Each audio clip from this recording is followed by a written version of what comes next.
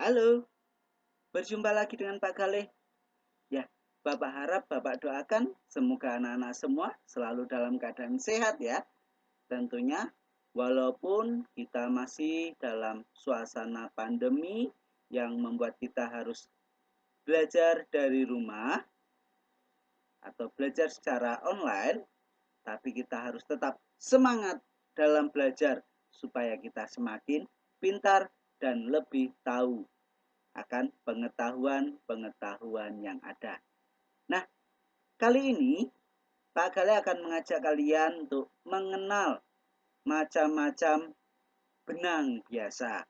Tentu saja ini berkaitan dengan pelajaran keterampilan tenun. Ya, oke, apakah anak-anak sudah siap? Ayo kita belajar bersama. Nah, benang biasa dapat terbagi menjadi 4, yaitu benang lawe, benang tenun, benang jahit, dan benang sharing.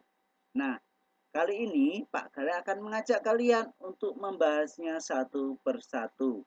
Oke, yuk kita mulai dengan benang lawe. Bentuknya seperti ini anak-anak.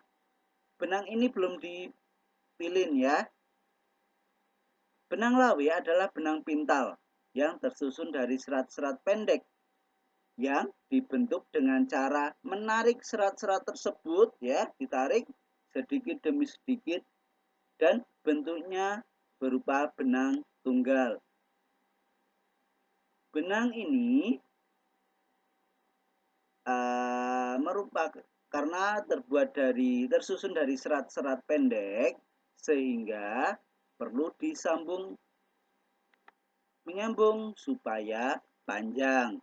Nah, pembuatan benang ini merupakan tahap kedua dalam proses pembuatan kain sebelum proses menenun.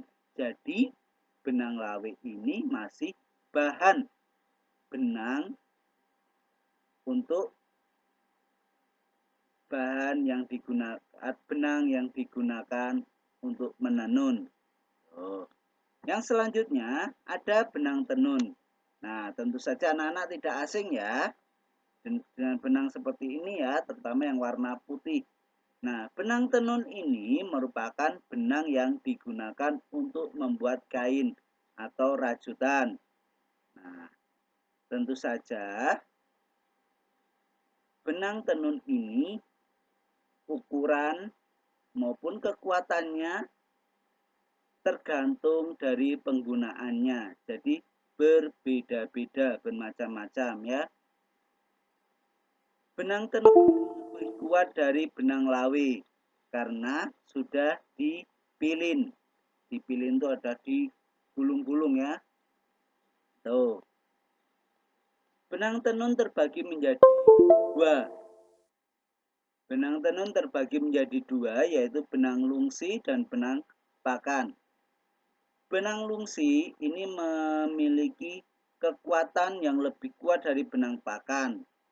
Sementara benang pakan adalah benang yang digunakan untuk menyilang atau yang digunakan untuk menganyam di antara benang lungsi. Jadi, benang pakan dan benang lungsi saling bekerja sama dalam proses tenun untuk menjadi kain. Tuh. Selanjutnya ada benang sharing. Benang sharing yaitu benang yang dibentuk dari satu helai atau lebih benang yang dipilin menjadi satu. Umumnya, benang sharing ini ada 2 jenis, yaitu benang sharing tunggal dan benang sharing kembar. Nah, benang sharing tunggal itu seperti ini anak-anak. Jadi, helaian-helaian benang ini dipilin menjadi satu benang ya. Tuh. Sementara benang sharing kembar adalah benang sharing tunggal. Benang sharing tunggal ini yang terdiri dari beberapa helai ya, dipilin. Jadi benang sharing tunggal dengan benang sharing tunggal dengan benang sharing tunggal itu dipilin menjadi satu sehingga menjadi benang sharing kembar seperti ini ya. Ini benang sharing tunggal, ini benang sharing tunggal digabung menjadi satu. Ini menjadi benang sharing kembar. Tuh, sehingga kekuatannya juga lebih kuat. Selanjutnya ada benang jahit. Nih, anak-anak tentu tidak asing ya dengan benang seperti ini ya.